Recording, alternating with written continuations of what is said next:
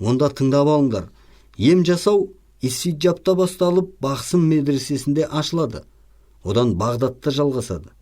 Ол жақта ілім тұрақты болмаған соң отырарға орын ауыстырған. Мұны көрген Әмір Темір көреген де Түркістанға медресе салдырып, адамды емдеудің түрлі жолдарын үйреткен. Бірақ біз мұны түптеп алға дамыта алмадық. Оған кесір болған уақыттың жаугершілігі ғой. Әңгіме үзіліп енді кім бастар екен дегенде жұрт бір-біріне қарады. Ешкім үндеген жоқ. Сосын Лақай Қоңырат шер орғанас орнынан жай қозғалып, «Әй, сендер осы кешегі Ұлбике шешеміздің жас кезіндегі ерлігін білесіңдер ме?» «Жоқ» десті бәрі. Ол былай болған екен. «Жау қайда деме жар астында» деген. Бір күні елде еркек жоқтығын пәйттеген жау шабуыл жасап, қатын-қалашты айдаса керек. Есқараның шешесі Ұлбике анамыз батыр шалыс кісі екен. Кішкентай баласына қысым жасай берген жендетке тап беріпті. «Ой, таяғын шошаңдатқан әдірем қалғыр» деп қылышты білегімен қағып жіберіпті. Содан қылыш қолын жарлап кетеді, бірақ сүйегі аман қалады. Бұл кісі өте сұлу болған екен дейді. Екінші рет қолға түсіп айдалғанда әскербасының есі кетіп, шатырына алдырады. Сонда аңдып жүріп қылышын суырып алып шауып құлатады. Басшысы жоқ әскер тұтқындарды босатып өздері жайларына кетеді. Содан кейін ер жүрек ана атанып кеткен. Есқара қария жас жағында елін жаудан қорғаған жүректі кісі болады. Осы жүректілік ана сүтімен келген ау. Соның аяғы баласына жалғасты. Жақсы қасиет жұғысты болады екен. Бұдан кейін әңгіме көпке дейін айтылды. Алатау Баһадүрді Қарасай мен Жалаңтөсті көрмеген жұрт көріп, өз ауыздарынан әңгімелерін тыңдады. Ертесіне кілең жорғаларымен табақ тартылып, ас ішіліп болғаннан кейін Құран оқылды. Жұрт әуелі күресті тамашалады. Өткендегі күресте айызы қанбай қалғандар көп жиналды. Топ-топ жанкүйерлер өз палуандарын қошеметтеп, үкілі бөрік кигізіп, шапанды иығына іліп, сәтін күтіп тұр. Күрес алаңына төрт бұрыштап арқан керілген. Арқанды айнала ентелеген жұрт бірін-бірі итеріп, арқан ішіне кіріп кете жаздайды. «Әй, енді қашан?» деп айқайлаған дауыстар жарысты ұйымдастырушыларды асықтыра түсуде.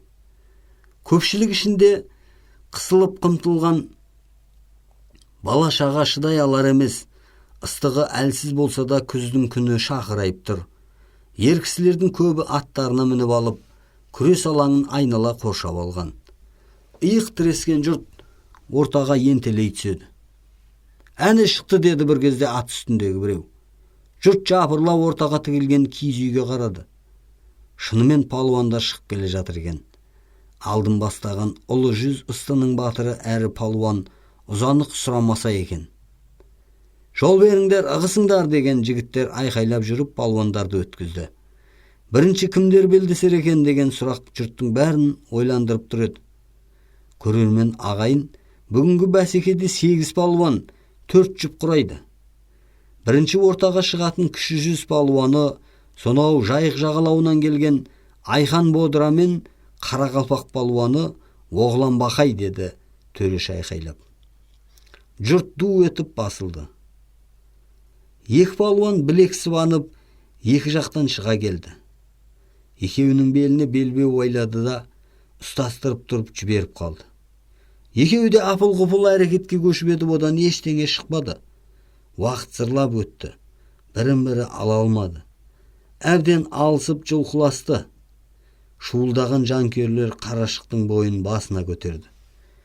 «Уа Бекет әулие, Бекет баба әруағы қолдай көр» деп бір кезде бір топ нөкерлерімен Жабарыл шешен айнала шауып аттан салды. Қарақалпақтарда бір қауым елеген «Уа әруақ қолда» деп шуласты. Екі палуан әбден тайталасты. «Я жаратқан, жауырынын жерге тигізбе, жайық бойындағы 100 әулие, Еділ бойындағы 50 әулие, Шыңғырлаудағы Шымырата, әупте енді әуп!» Шынымен ақ Жабарылдың аузы дуалы ма, әлде сәті кеп қалды ма, Айқап палуан әуп харуақ деп лақтырып жіберді. Оғлан палуан кескен теректей гүрс ете қалды. Айқап шапшаң есін жинап, екі иығынан басып қалды. Жауырыны жерге тиіп, Айқап таза жеңді. Осы кезде көпшілікті қаға-маға жеткен Жабарыл мен жігіттері палуанның аяғын жерге тигізбей көтеріп әкетті. Көпшілік дуылдап барып басылды. Айқаптың лақтырысы айтулақ болды деп тамсанғандар теңеуге сөз таппай қиналды. Ортаға шыққан Ұзанық қайта қолын көтерді. Төрешіні көрген жұрт тым-тырыс бола қалды. Төреші сөзін асықпай бастады. Ортаға қырғыз палуаны Шері Тоққұл мен Қоңырат Дүтбай бәсекеге палуан шақырылады. Оның лақабаты Қарашал палуан дегенде жұрт тағы да ду ете қалды. Екі палуан белдескенден ширақ қимылдады. Қапсын тауып Қарашал палуан жамбасқа алып лақтырған болды. Бірақ қарсыласы оған түспеді. Қайта Қарашалдың әдісін біліп алып, өзіне шабуыл жасады. Қарашал оған дес берген жоқ. Сыр алдырмай жүріп, өкшеммен іліп қалды. Бұл өте қиын әдістің бірі. Ілме, шалма, қырық аяқ, іштен шалу әдістерінің бірнеше түрлерін Қарашал Қосай деген палуаннан үйренген еді. Ілмеге түк күш салмайсың. Тек өкшені дұрыс пайдалана білсең болды. Көбіне қарсыластары осы әдіске түсіп қалатын. Қарашал алдаусыратып жүрді де, көз ілестірмей өкшемен қағып қалды. Бұлай болады деп ойламаған Шері өз екпінімен жалп ете қалды. Қоңыраттар алаңға шығып кетті. Қарашалды жерден көтеріп алды. Жығылғанды жер көтереді деп Шерге жанкүйерлері басып айтып жатты. Осы кезде ортаға салбыраған қарнын тасқып буып алған кіші жүз тама Жуан Жұма шыға берді. Улап шулаған жұрт қайта тына қалады. Ортаға шығып, шөкелеп отырып алды. Өткендегі күресте өзінен салмағы ауыр түйе палуан Дәубас Жұмадан жеңіліп қалған болатын. Соған ызалы деді отырғандардың бірі. Онда күрес қызық болады екен. Екінші біреу қоштады. Қарсылас шыға қоймады. Жұрт бірінің сөзін бірі тыңдамай шуылдасып жатты. Осы кезде ортаға жұлқынып бір палуан шықты. Қазылардың қасында тұрған Сүйіліш бірден танды. Бұл Жүзен бапкердің інісі болып жүрген Қатаған руының палуаны Сырғадүр еді. Сүйіліш Жүзеннің үйінде танысқан болатын. Жуан Жұма орнынан тұрды. Сырғадүр құлағынан үлкен шығыршық тәрізді үнді сырғасын алды. Беліне белбеу байлап алаңға шыға келгенде сымдай тартылған ұзын бойлы жігіттің сымбатына жұрт сүйсінді. Жуан Жұмада орта бойлы тәпелтек екі жауырыны қақпақтай жігіт екен. Әуелі көрермендер екі палуанның күресін емес сымбаттарына бір уақыт тамсанды. Содан соң күресті қызықтады. Екеуінің де күші шамалас екені байқалды. Өйткені қапсырақ құшақтасып тірескенде бірін-бірі қисайта алмады.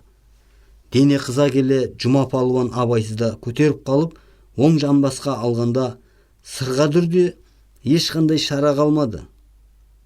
Кілемге алып ұрды. Қарсы әрекетке әлі келмей қалған палуанның екі жауырыны да жерге тиді. Таза жеңіс деп төреші қолын көтеріп тұрғыза бергенде, әлденеге ызаланған Сырғадүр оқыс мінез көрсетті. Жуан Жұманы жұдырықтап, бүк түсірмесі бар ма? Қызбаланып шуылдаған жанкүйерлер лезде көтеріліп кетті. Кіші жүз тамалар мен қатағандар екі топ болып шыға келді. Төреші Ұзанық батыр екі палуанды жібермей ортасына тұрып қалды. Улап шулаған халық өре түрегеліп кеткен. Енді бір қарағанда қатағандар қамшы жеп, бір топ болып үрпиісіп тұр екен. Жанжал шығысымен атқа қонған Сүйіліш жігіттері қақтығысты болдырмай тастады. Екі жақта сабасына түсіп басылды.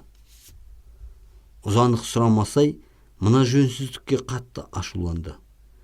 Араға түскен қатағанның адамдары кешірім сұрап, екі жақ әрең бітісті. Көтеріліп кеткен көпшілік белдеу арқанды айнала қайта жайғасты. Төреші ортаға келмей тұрып, Қоңырат дәубас шома шығып тізерлеп отырды. Бұл палуан көпшілікке дүр ананың асындағы күрестен әбден танымал болған еді. Жұрт дауылдап қабылдады. Ортаға шыққан төреші, ал ағайын, шомаға кім шығады деп айқайлап. Ешкім шықпады. Ұзанық төреші жағыда жар салып біраз күтті. Соңғы рет хабарлаймын деді. Ұзанық күрес алаңын шыр көбелек айналып, бір кезде мен шығамын деп иық тіресіп тұрған көпті қақ жарып бір жігіт келе жатты. Қоңырат палуан Орқанасқаз деп Ұзанық төреші жігітті тани сала айқайлап жіберді. Орқанасқаз, Орқанасқаз, жанкүйерлердің дауысы жарқын шықты. Төреші мырза, Қоңыраттың екі палуаны бір-бірімен күресе ме? Бұл қалай болған деп қамшысын қапсыра ұстаған орта жастағы бір кісі ат үстінен дауыс көтерді. Оның ешқандай әбестігі жоқ. Кім жеңеді, бәйген сол алады деп төреші жас жігіттің қолынан ұстап ортаға келді. Шома орнынан тұрып қатарға келді. О, ағайын, бір атаның баласымыз, оның үстіне менің жасым үлкен. Көпшіліктің алдында ағайынды екеуміз сілкілесіп жатқанымыз жарамас. Мен кішірейдім. Сен жеңдің бауырым деп Орқанасқаздың қолын көтерді. Орқанасқаз алғысын айтты. Мұның орынды болды, Шома. Ізеттілік деп осын айтады деп жұрт шуласып жатты. Азанда басталған күрес кешке аяқталды. Палуандардың жыққанына қарай сыйлыққа түйе берілді. Олардың ішінде Айхан Бодараның жауырыны жерге тиген жоқ. Жайықтан келген Жабарыл Үштайдың палуаны жеңіп, еліне олжалы қайтты.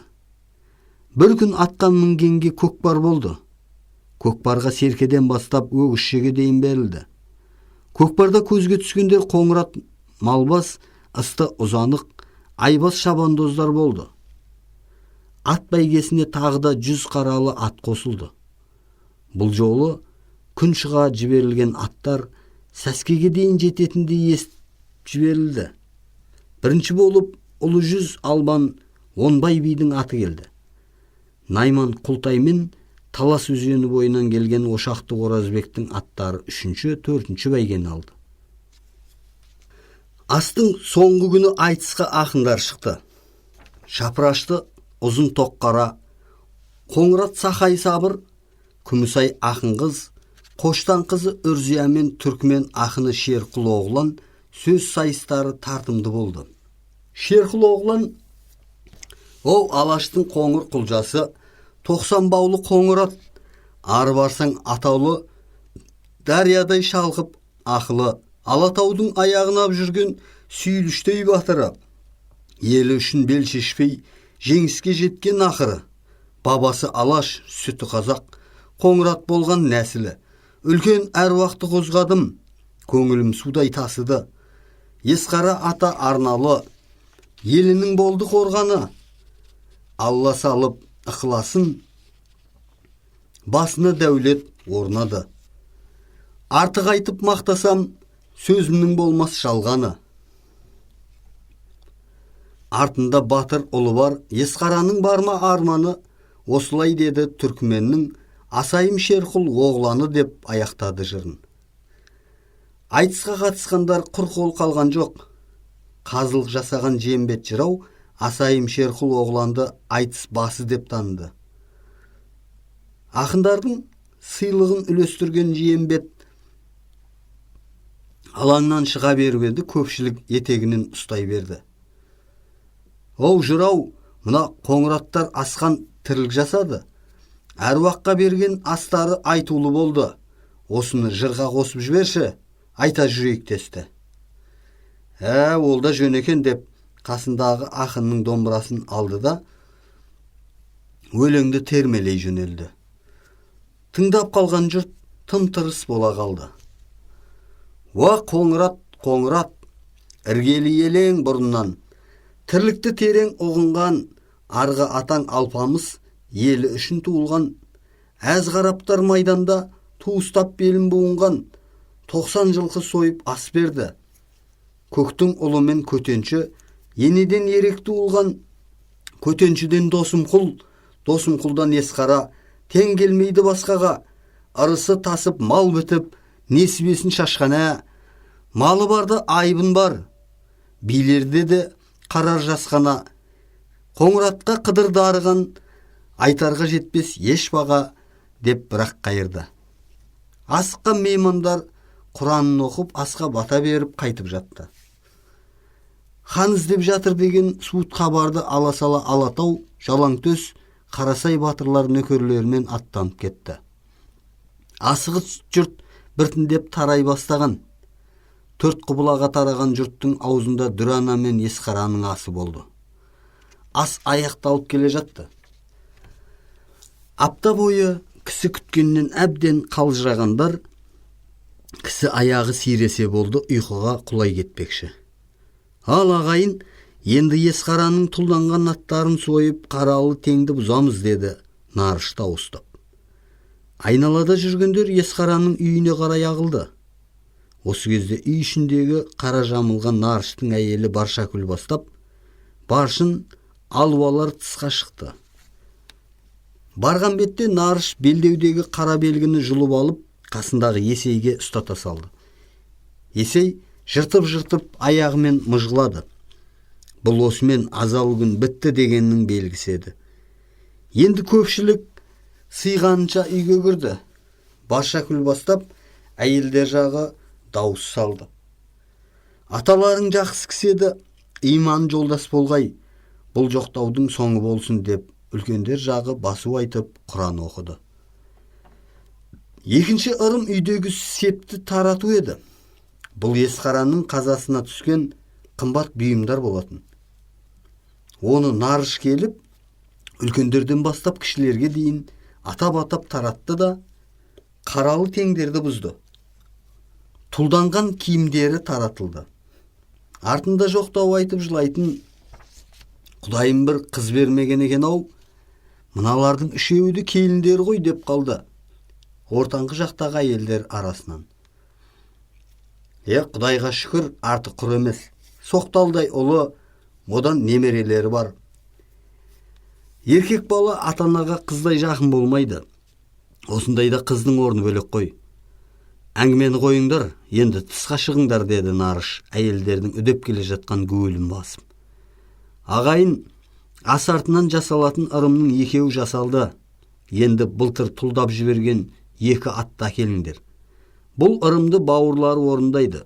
Үшеуіне де берілетін жол бар.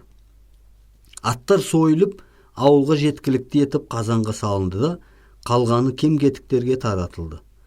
Екі ат та семірген екен. Асуға да құдайы етіп алушыларға да жетіп жатты. Есқараның соңғы асы желініп болған соң шаршаған ағайын тез тарап кетті. Бір міндетті атқарған сүйіліш сол түні алаңсыз ұйықтады. Сұркиік сыры. Жаздың таңы атып келе жатты. Құс ұйқы ескі Бұхара қаласы.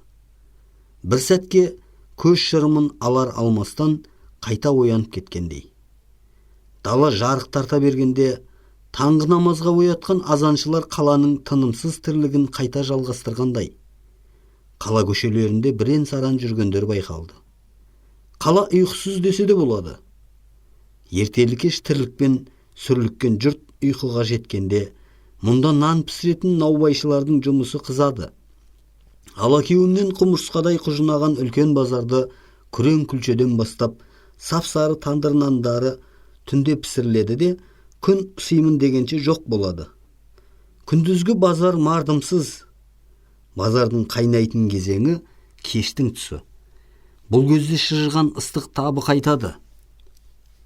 Осы кезден базар құжынап, түннің бір уағына дейін барады. Күндер осылай өте береді.